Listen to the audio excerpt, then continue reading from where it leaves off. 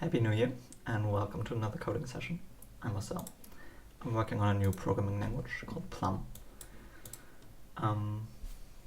Right now some things work, like you can define functions like this, you can call functions, you can do several things, and yeah, like for example this compiles the compiler, and when it's done compiling the compiler, it runs the compiler, and that compiles an example file into bytecode and runs that bytecode, resulting in 9. That example code is, hang on, I can open some VS Code. So here, this is the example file that the compiler executes. It's a big file including like the standard library stuff.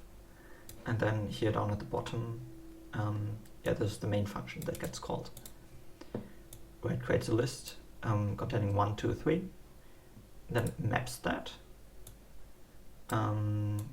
using this function that maps an item to the item plus v, which is 1. So it increases every item by 1, resulting in a list of 2, 3, 4, and the sum of that is 9. That's why it says that's why it says 9. Right, yeah, it's been a while since I programmed on this. Let's maybe take a look at the map and sum. Okay. Alright, yeah, so parameters have this. You have to give types for parameters. For example, a list of A, or a function from A to B. And these lowercase type variables, they have to match. Yeah, I think today I want to do something that is reasonably easy, that doesn't require digging into the compiler too much. And also I want this session to be kind of short, like 2 hours maybe. So I won't tackle some big problem, such as modules and imports, for example. That would make sense, so that everything is not in a single file. But today I'm just going to look at casts, I think. Some languages have implicit casts. Plum does have them in some places, but not in others. For example, one place where Plum doesn't have casts, but I want casts, is, let me comment that out. If you create a list of true and false, I think this doesn't actually work. Well, yeah, ignoring, like, apart from this function being, this function should return an int, but apart from that, this won't even work, because the list constructor is defined as a function list that takes an A of some type t and a B of type t. And it returns a list of t, which is a linked list with nodes being empty or null. But when I compile this, like this, compiling the compiler, and then, we see that we have no function named list for the types, well, this is a type, this is an enum actually, with only one variant true. And this is an enum with only one variant false. And there is no function with that signature. I think in this case, the list function should match. The list function that accepts a t. Because when we say t and t in here, we don't, those don't need to be actually the same type. They just need to be unifiable, kind of. So let's do that. This is the compiler. Let's actually go full screen. And I think there's, where does that happen? I think in here. Egg is the expression guided graph without types. And what does this do? Let's not do that. And the yogurt is your official graph using resolved types, if I remember correctly.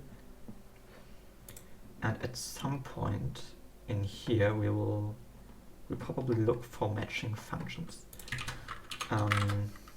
Match. Lookup. There is the lookup. Lookup of an ID. Oh yeah, this looks correct. Lookup of some function. Okay. So we go through all functions. We check, do they have matching names? If they do, we add them to this list of functions. Okay, and then there's an error if there is no function with that name. Makes sense. And then we will full matches, where we basically associate these functions with substitutions. Like how would we need to substitute the type for the types for this function to match? For example, for our list function, this should be t.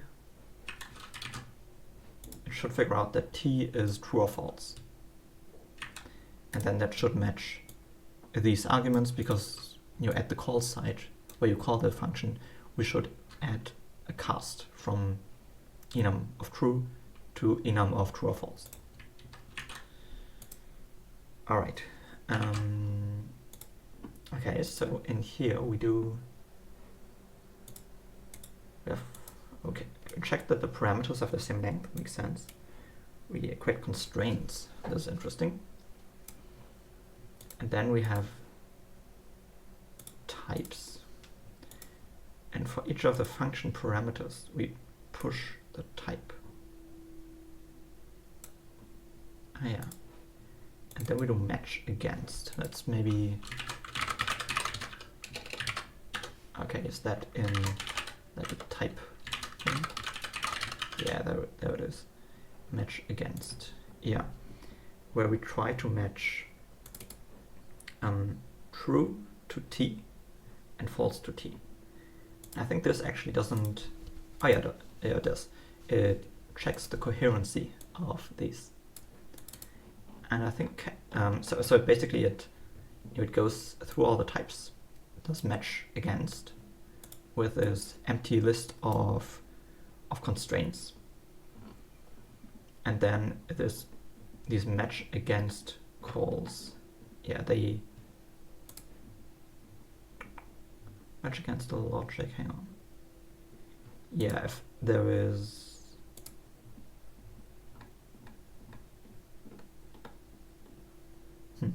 Would have thought if there is... Ah yeah, here. If this is not an uppercase type, then it is a type variable. And in that case, we add a constraint that t has to be true, for example. And for the other argument, we will add another constraint that t is false. And then we do check coherency, which kind of wants to unify these. Yeah, so here we don't want to do this, which is a strict equality, I think. Yeah, that's maybe, yeah. Yeah, this just checks if the two types are equivalent. This is not what we want. We want to actually union these types. And there's a union function for that. Of course there is. Yeah, union of two types, and that returns a maybe. Yeah, okay. So actually, in here, in match against,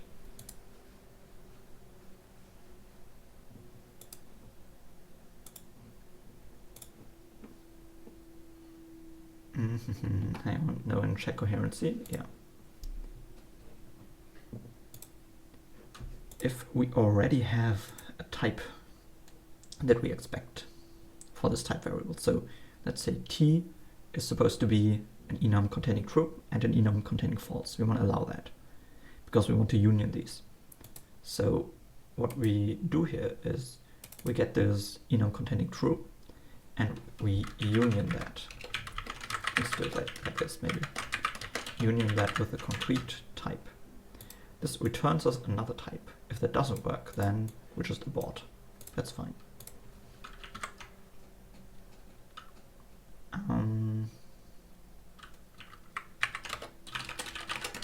we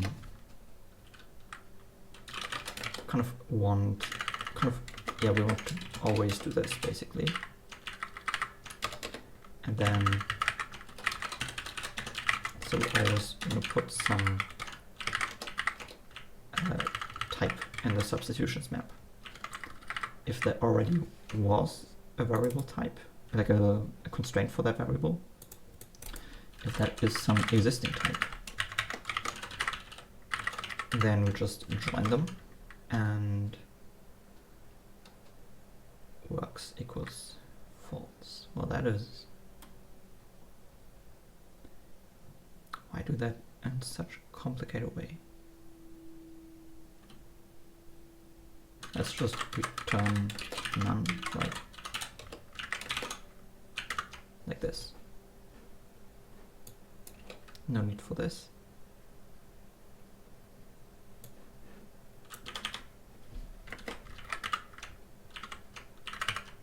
Yeah.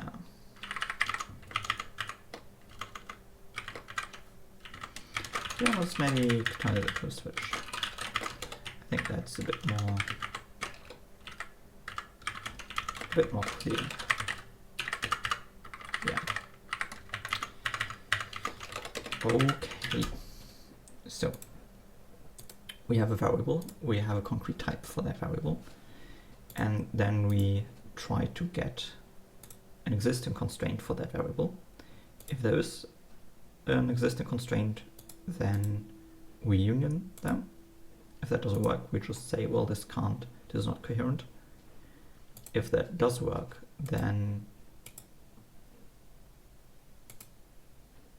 if that does work, then we replace that original thing with a new type. And if there was no constraint, then the concrete type is our only constraint here. Yeah, and this will always return some stuff. Okay, nice. I'm wondering though, we do need to add more casts when we call a function, I think.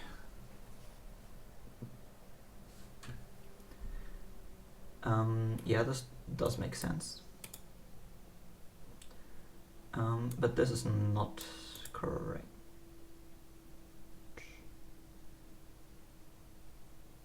Oh, hang on. Oh, this is, maybe this is correct. Oh,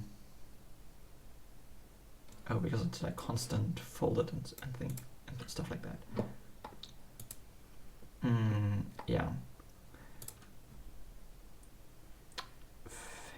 Fair enough.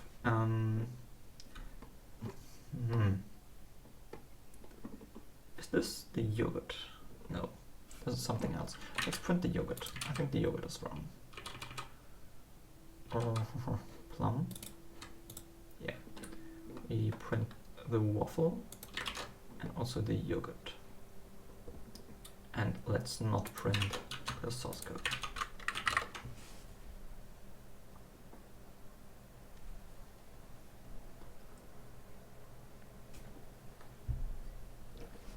Okay. Yeah, the yogurt only contains the necessary functions. So in this case, variables of the type true and false.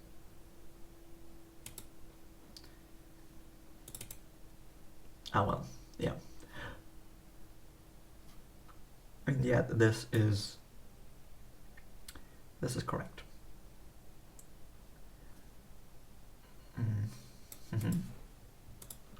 It's too optimized.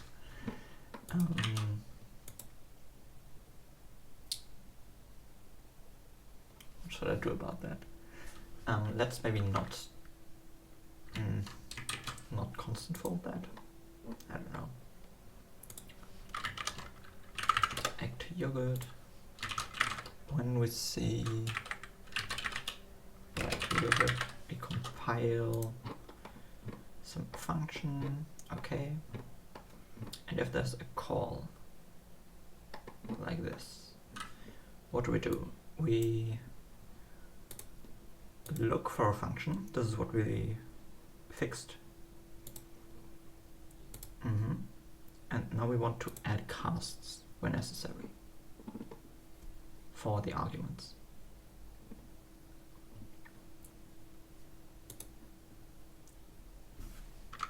That's just to end at false, and then you know, we will always push a call, and that should be, yeah, that should use wrong types. Let's see. Main calls, yeah, list. Yeah, this is wrong. So this is a list. Like, these are the enums. This is true, this is false. And they both have the, so they are 1 byte. And the byte value is 0. And that is because an enum with only a single element inside. You know, just that one enum variant has the index 0.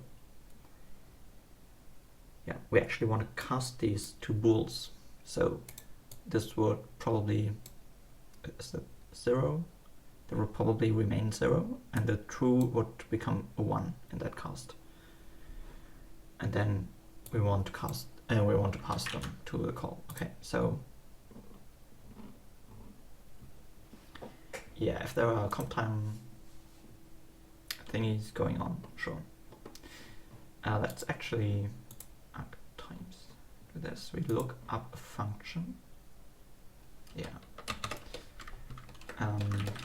Cast arguments is what we want to do. And the way we do that is we have the cast arguments, and then we'll call something similar to the switch, where we also cast the results of the branches. Yeah, here.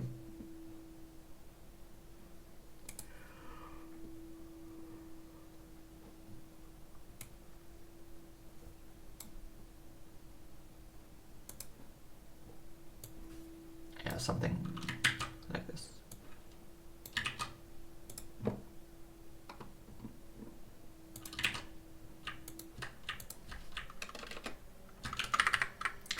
So for every argument,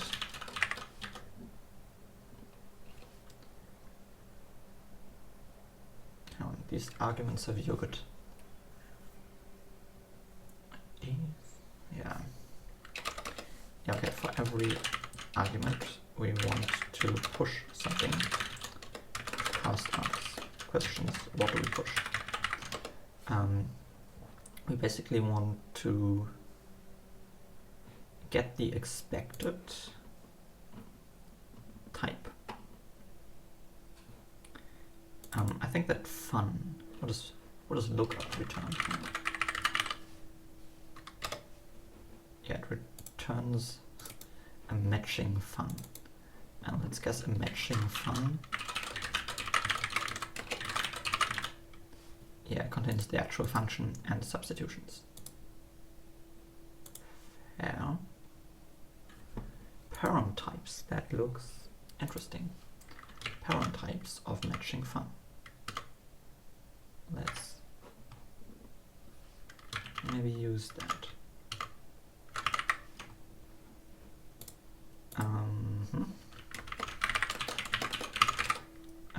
Fun.parent types.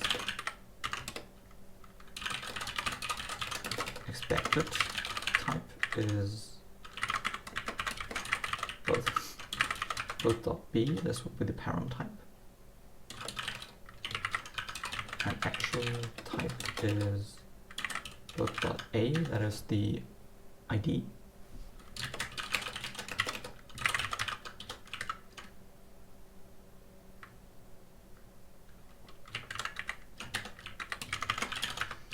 And then we can do builder.get type, similar to what we do up here, to get the type of the argument. Okay, and now we want to cast that argument to to the correct type. Yeah. Similar to how we did that in here.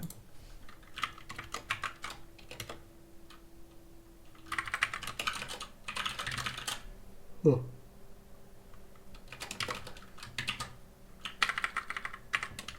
So if it's like builder get right. If there's a comp time argument, then we comp time cast that. I mean, sure. Otherwise, we emit a call. Yeah, and we also push that to the builder, like this. Yeah, I could have just left that there. Well.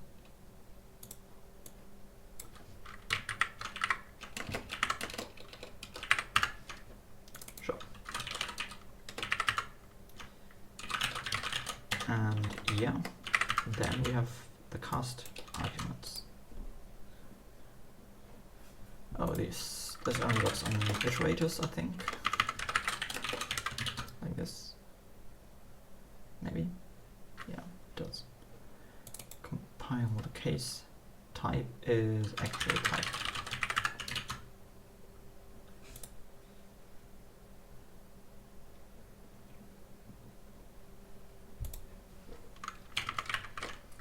And this is just the argument. Okay. Yeah. Let's see what that does.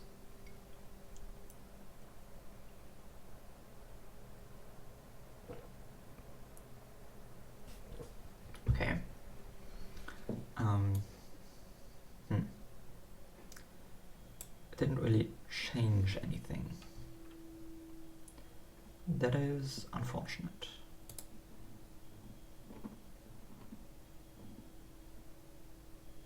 Why though?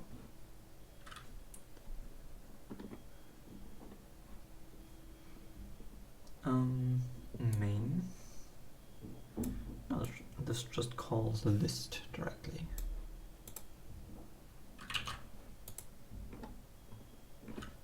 Hey.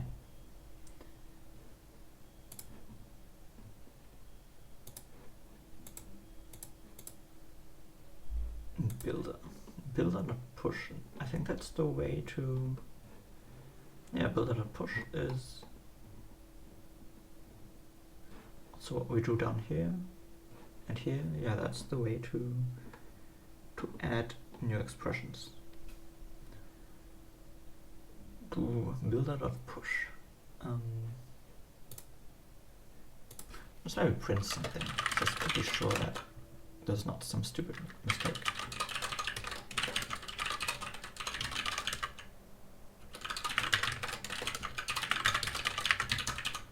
So we always add those casts, no matter the types.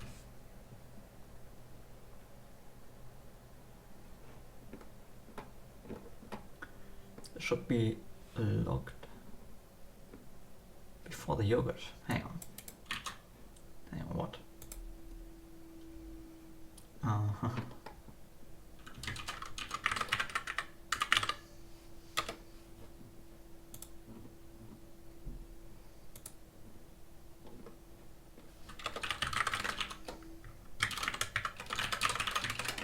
feel like somehow our changes just don't get applied. I guess.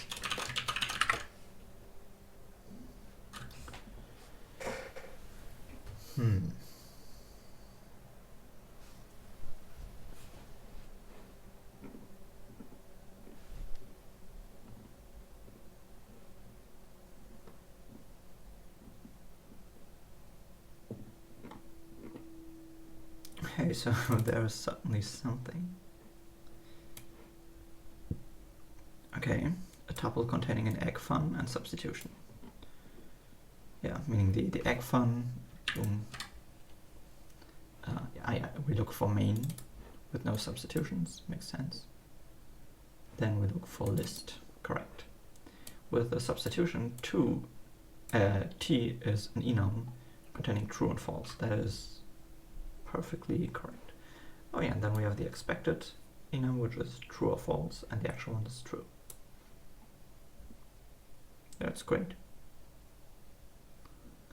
That is great.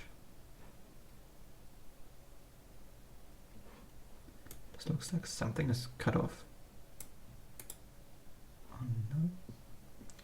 Okay, yeah, we cast stuff. Sure, but the interesting part is this right here. Oh, hang on. It does, like there was 3 in here. 4 and 5 are missing. And it says 6. Ah, why is that happening? Yeah, let's look at the compile function again.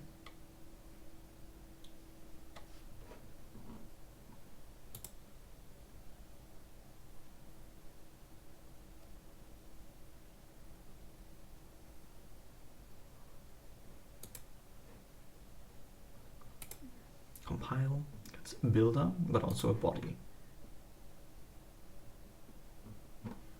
Oh, let's guess. In the end, we also add that ID to the body. Yeah, body.push ID. Well, I think we need to do that with the casts. So in here, we don't just push that to the cast args, but also body.push that thingy.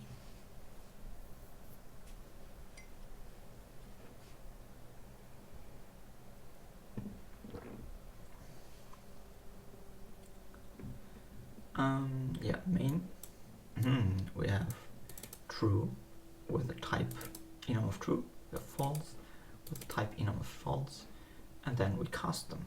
We cast true to the type true or false, and false to the type true or false, so that we can then use them as arguments to this list function, which gets correctly inferred as having the type true or false. Okay, amazing. That is pretty cool. So let's remove the debug prints.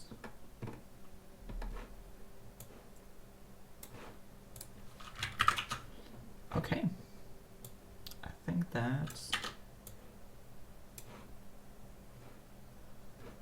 yeah, let's re-enable that.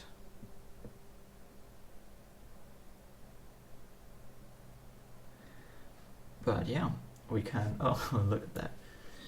We create true and false as weird enums, and then as the actual booleans, where they have different tags. Yeah, like we should have some, you know, like, I don't know, tree shaking or something, basically removing expressions that we don't use later on, so that this is, like, this is completely unnecessary. But still, this is pretty cool. Yeah, right. So I guess that's, I don't know, add more casts. Yeah.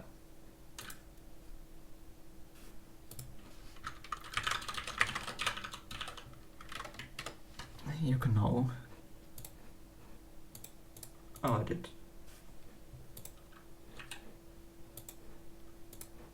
Well, I also committed the example. Well, that's fine. Yeah, sure.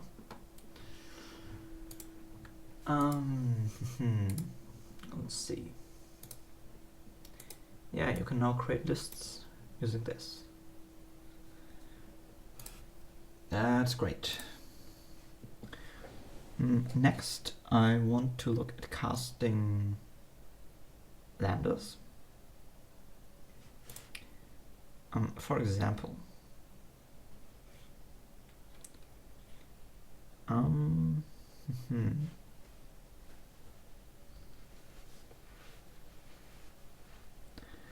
let's say you have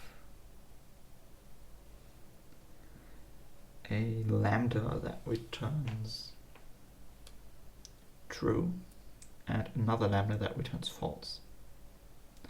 You should be able to join them to a lambda that returns bool, I think.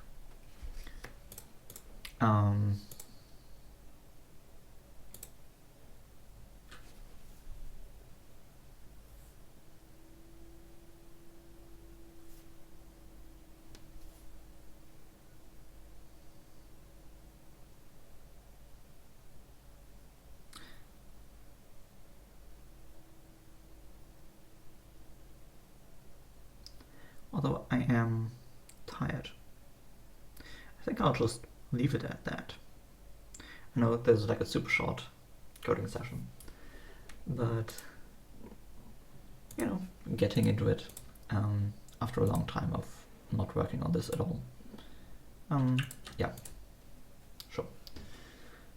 I guess that's it for today. Yeah, like organizationally, I also need to kind of figure out how to work on this and how to integrate this into the rest of my life, you know. Yeah, I finished my master's thesis, which was the original reason that I started these videos, you know, so I don't feel tempted to work on this too much. But now that that is finished, maybe I'll do sessions more often, but shorter ones, and only like a single feature each time, or like a single, I don't know. I'm gonna figure it out.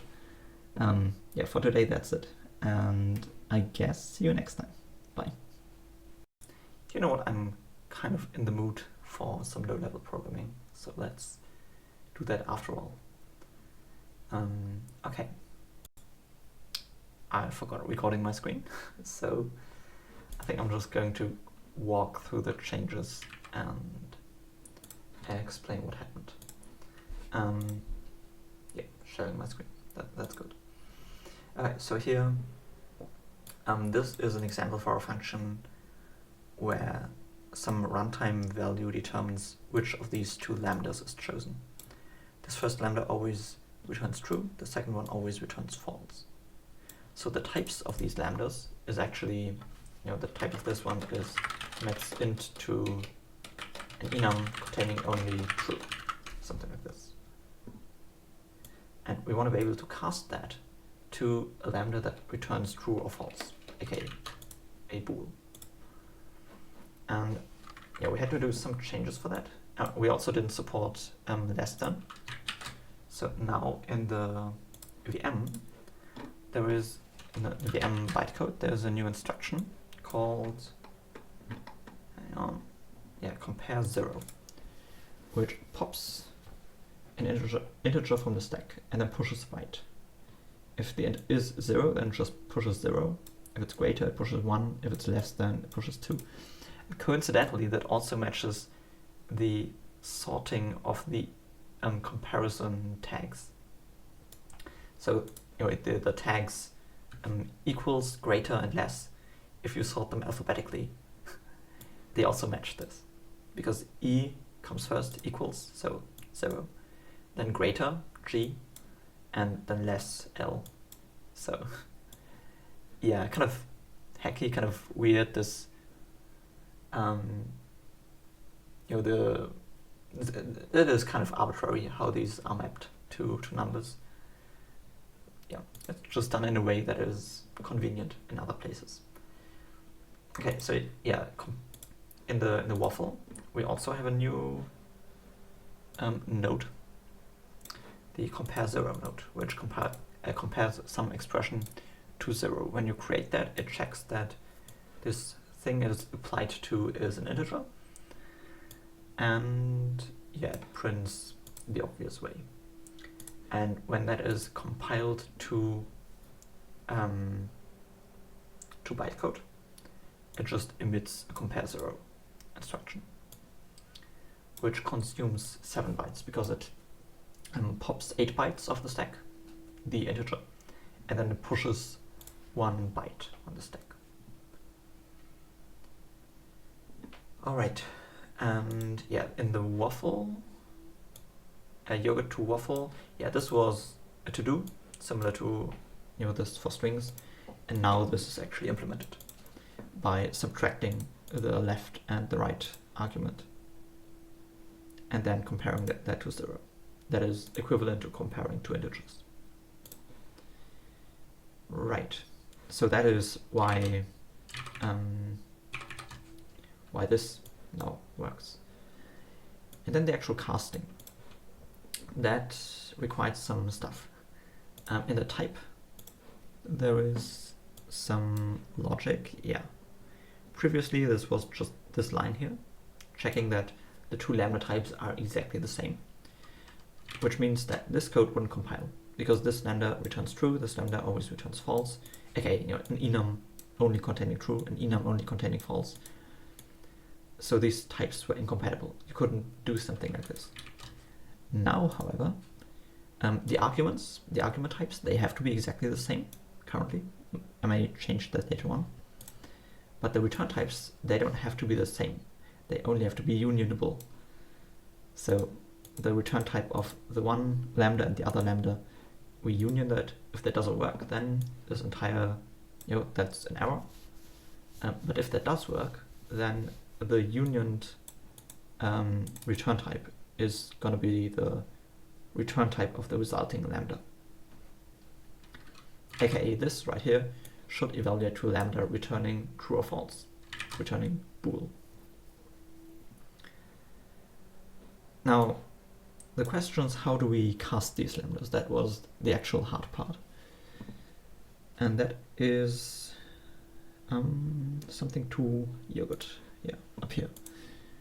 This is where we did that. Oh yeah, there was a bug from the earlier change, which I fixed, because the calls to, you know, these calls, when we call something, we cast those arguments, but we didn't actually use them.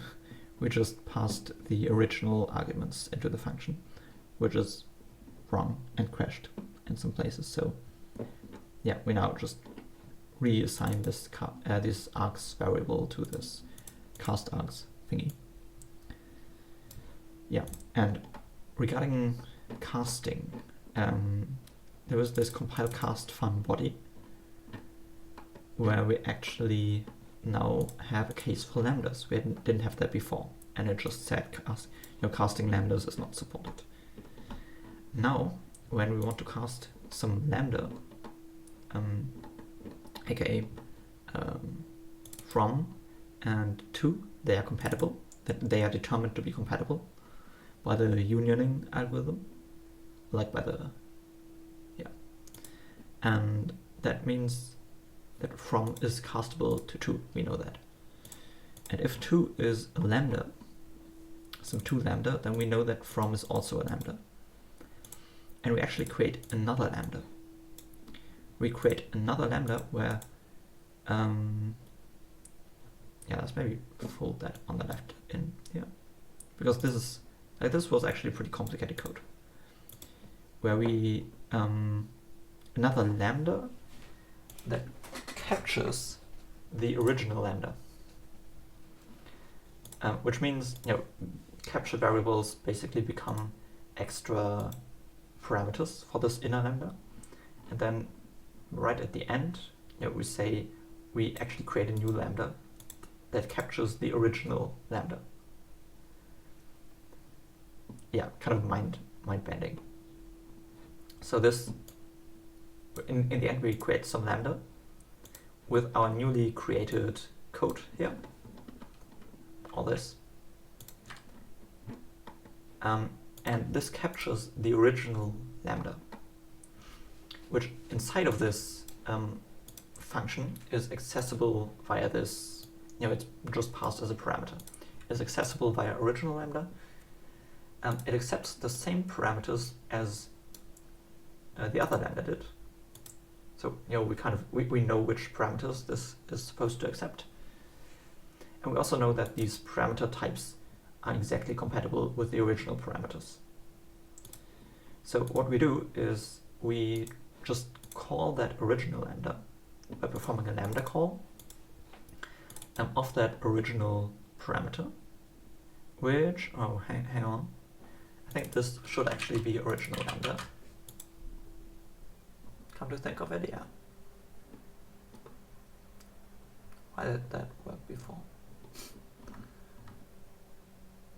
Good that good thing that I'm working through this again. Yeah, so it calls the original lambda with our arguments, which are guaranteed to be compatible with that lambda's arguments because they are the same. And this is going to result in whatever the original lambda returns, like this from lambda type, what the return type of that is. And we push that to this list of expressions, a list of expressions in this newly created lambda. And then after calling that original lambda, we cast the return value by calling a compile cast function. Yeah. And hey, hang on, come to think of it, this also needs compile cast fun body. Okay, maybe not. Yeah. Yeah, we just call the original lambda and then we cast the return value to the correct type. Yeah, and that's it, basically.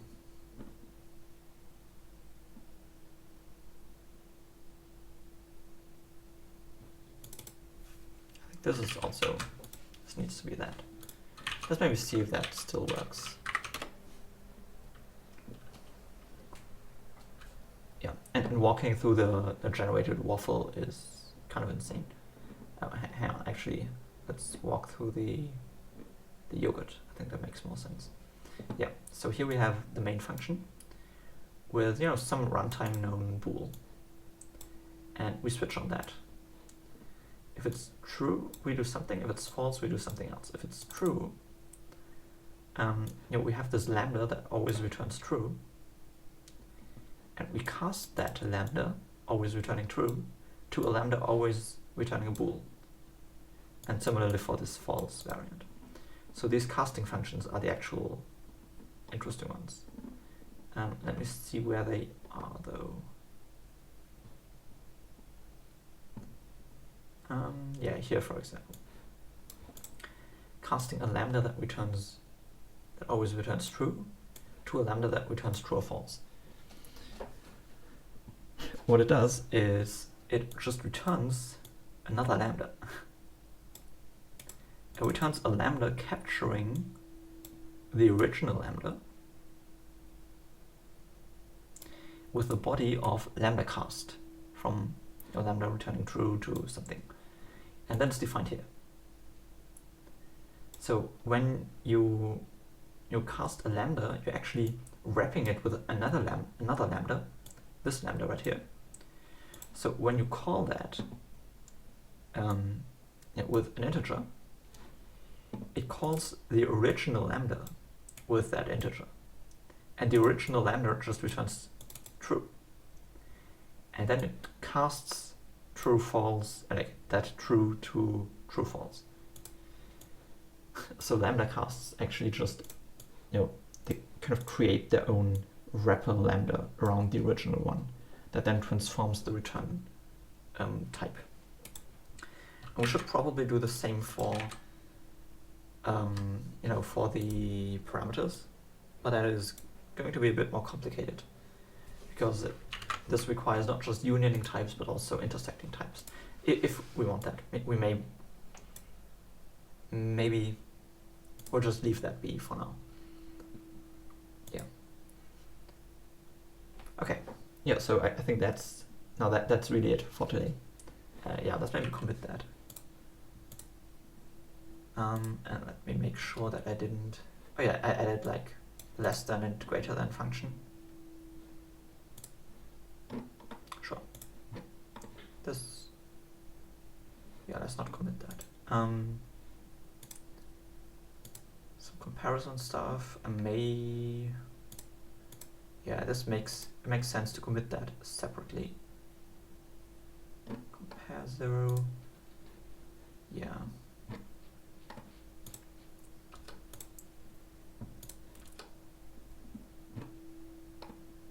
Okay. So support comparing things. And then this one right here is cast lambdas. Cast lambda return values. I don't know. Amazing. Yeah. And now for real. I'm gonna stop for today and see you next week.